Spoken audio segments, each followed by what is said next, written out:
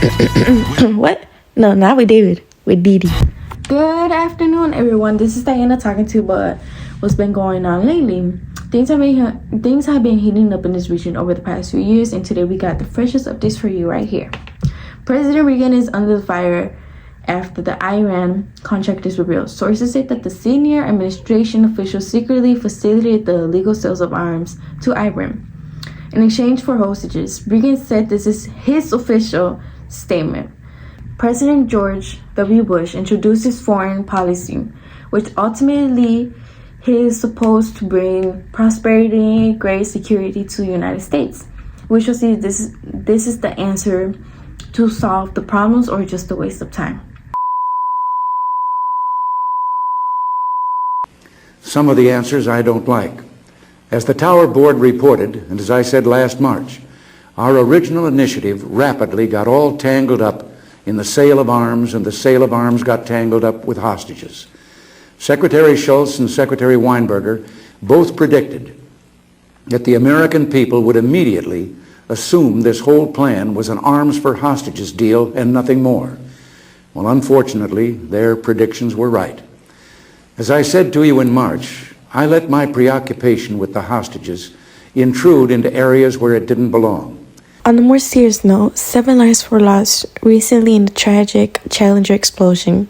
Commander Richard Scobie, pilot Michael J. Smith, mission specialist Ronald McNair, Ellison Osinuka, and Judith Risnik. Payload specialist Gregory Garvis and teacher Krista. We grieve for the family and pray for the recovery of this traumatic event. But sparkling clear morning at Cape Canaveral. Here at the last seconds of the countdown. 3, 2, 1, and liftoff. Liftoff of the 25th Space Shuttle mission, and it has cleared the tower. All the communications between the shuttle and mission control indicated everything was going fine. There was a sense of relief that the much-delayed flight was finally underway. Engines at 65%, 3 engines running normally, 3 good fuel cells, 3 good APUs. Engines throttling up, 3 engines now at 104%. Challenger, go at throttle up. Challenger, go at throttle up. It happened just over 1 minute into flight. 1 minute, 15 seconds. Velocity 2,900 feet per second. Altitude 9 nautical miles. Downrange distance 7 nautical miles.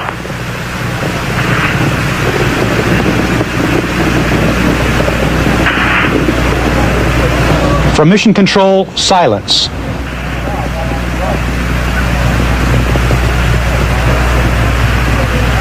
Then the bland, chilling report. We have a report from the flight dynamics officer that the vehicle has exploded. Flight director confirms that. We are looking at checking with the recovery forces to see what can be done at this point. Slow motion. A search effort couldn't begin for some 15 minutes after this. Debris, they said, just kept raining from the sky. The head of the Space Shuttle program had no explanations, just sorrow at the tragedy. At 11:40 a.m. this morning, Space Program experienced a national tragedy with the explosion of the Space Shuttle Challenger approximately a minute and a half after launch from here at the Kennedy Space Center. Computer-enhanced video shows the explosion in detail.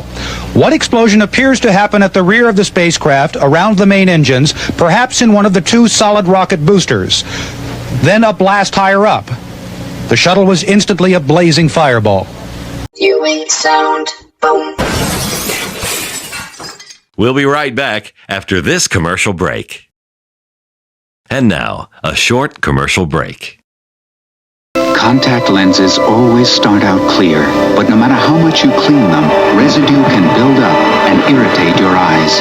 Now Johnson & Johnson introduces AccuView, the first disposable contact lens.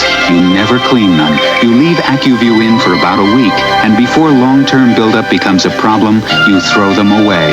Discover AccuView, the vision of the future. Only from your eye care professional and Johnson & Johnson. Thank you, Diana. I'm here on the streets of Chicago, which are so lively and celebratory after last night's Super Bowl game.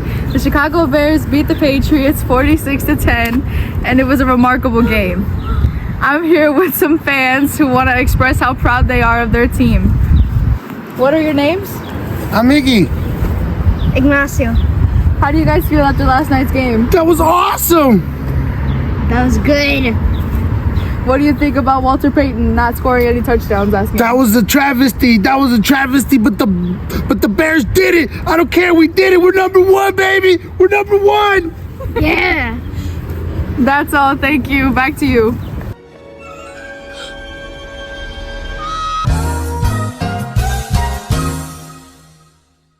They're flashable, they're splashable, they're lashable, they're stashable, they're fashionable. They're on the road. Technologically terrific, they can float in the Pacific. You can take them anywhere under the sun. Now amazing panoramas can be taken without dramas by anyone from 1991.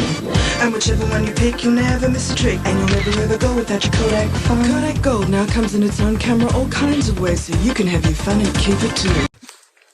Hello everyone, I am Jasmine. I'm going to take you a little bit more in deep about the type of wars that have been going on that have caused such a huge impact. First off, we have the Iran-Iraq war finally came to an end, giving a glimmer of hope to the stability on the region. However, both of the countries are still dealing with the consequences of the war and its lasting impact on the Persian Gulf. Going into more about the Persian Gulf War, we see a string of events that have cranked up the tension between the United States. Given that the United States carried out the naval operations to protect international shipping routes, which this led to clashes within the Iran forces. They called this the Tanker War, because oil tankers were getting attacked, causing disputes of global supplies.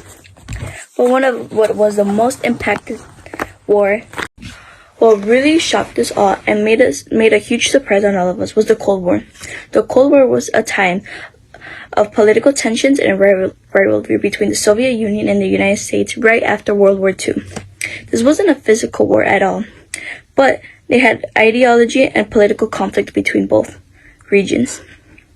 Both had superpower and suspicion of each other, but never directly fought towards one another. It was about power and influence, where they were both trying to spread their own political systems, and this was what mainly caused the Cold War. But right after the Cold War, we had the Berlin Wall. It was a concrete barrier that divided Berlin into East and West. It was first built in 1961. It was a symbol of division between the Communist East and the Democratic West Party. People weren't allowed to freely cross, and many families were separated during this time. The fall of this wall was recently in 1989, which was a historic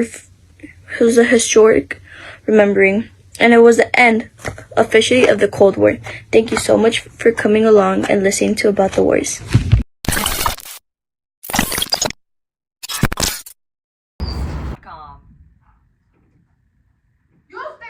Ellison Onizuka?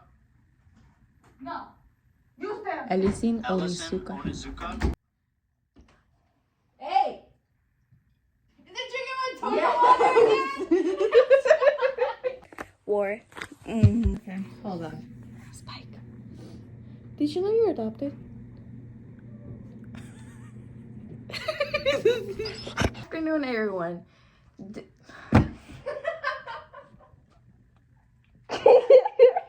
You know what?